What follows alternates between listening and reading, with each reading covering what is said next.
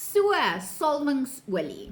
Okay, nou, Strength to Live Ministries doen nou ons eie salwingsolie. Kakonunus is hierdie enetjie. Okay, maar iets wat ons moet besef, salwingsolie, hierdie botteltjie, as ek hom oopmaak, hy het so 'n rollerballetjie, okay, draai baie lekker, ons maak dit volgens die resep in die Bybel, okay, maar daar's nie krag in hierdie olie nie, okay, die krag lê in God en in die Heilige Gees. Die olie is bloot 'n Bybelse teken van geloof, gebed en toewyding aan die Here. Jakobus 5 vers 14 sê vir ons, is daar iemand siek onder julle?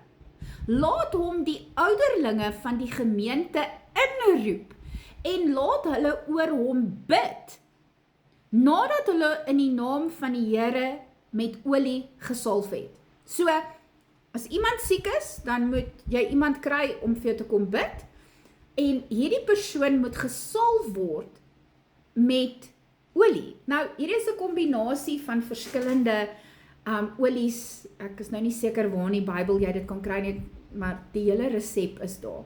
En ek het iemand wat dit spesiaal vir Strength to Live Ministries maak, en ek bid oor elke een van, hier is my hele boksie vol, ek bid oor elkeen van hulle. Ek sit vir jou 'n mooi kruisie aan, en ek sit dit in 'n sakkie, en so aan en so voorts. Okay, maar weer eens, die krag lê nie hierin nie, dit lê nie in die kruisie, op die botteltjie, of whatever nie. Ons is nie soos die Katolieke wat holy water gebruik, en nou, omdat dit nou holy, julle het almal al horror movies gesien, en dan sprinkel die priest die holy water, en dan skree die persoon, okay, because the demonic spirit is manifesting. Maar dis nie hoe die olie werk nie, okay, in die Bybel sien ons, dat olie gebruik is, wanneer daar vir siekes gebid is, wanneer mense aan die Here toegewy is, en wanneer ons iets onder God se hand bring. Okay, dit beteken die olie self doen nie die werk nie. Dis nie magic nie, is nie 'n ritueel nie. Dis 'n eenvoudige geloofshandeling. It's like a prophetic action, okay? Waarmee ons sê, Here, ek bring hierdie persoon, hierdie huis, hierdie situasie voor U. En ons kan die salwingsolie gebruik wanneer ons vir iemand bid wat siek is, wanneer ons iemand se huis uitsalf, of jou kantoor, of jou kar, of whatever. Ek salf tot vir Roxy, en as jy nie weet wie Roxy is nie, dan volg jy my nie, en dan moet jy daai knoppie gaan druk en my volg. Okay, as jy oor jou kinders bid, baie belangrik, dis belangrik om jou kinders te salf, wanneer jy jou man of jou vrou vir hulle bid, salf hulle, en wanneer jy self in gebed voor die Here staan. En nou, jy hoef nie die hele botteltjie leeg te gooi nie, okay? Ek drup 'n paar druppeltjies op my hande, ek vree dit in, en dan sal ek gewoonlik oor iemand bid. Hierdie rollerbotteltjie wat ons het, is ook lekker, want jy rol 'n bietjie aan jou vinger, en wanneer ek vir iemand bid, dan sal ek gewoonlik 'n kruisie op hulle voorkop sit, of ek sit dit op my hande, en ek sal my hand boop daardie persoon se kop sit, as ek bid vir salwing. Kom ons sê, iemand is siek, en ek gaan na hospitaal toe, en ek gaan bid vir daai persoon. Nou ook, moet ons hierso ook, ons moet altyd goed reg doen. As dit 'n man is wat vir 'n vrou bid, of 'n vrou wat vir 'n man bid, wat ek gewoonlik doen, is, ek sal daar, as ek alleen is, sal ek vir daardie persoon sê, kom ons sê, dit is dus nou op die costume area, julle weet mos, ons is as kinders geleer, alles wat in die costume area is private.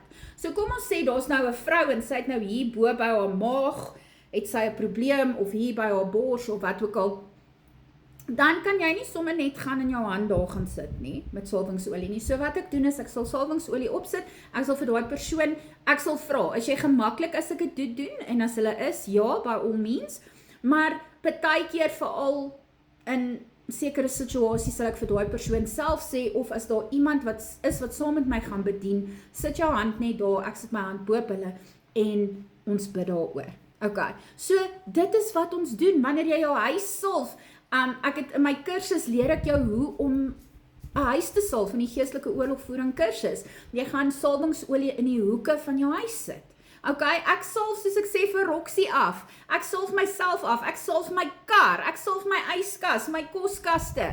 Want daar's nie magic daarin nie, maar dis 'n teken om te sê, Here, ek bring hierdie na U toe. Ek sonder dit af.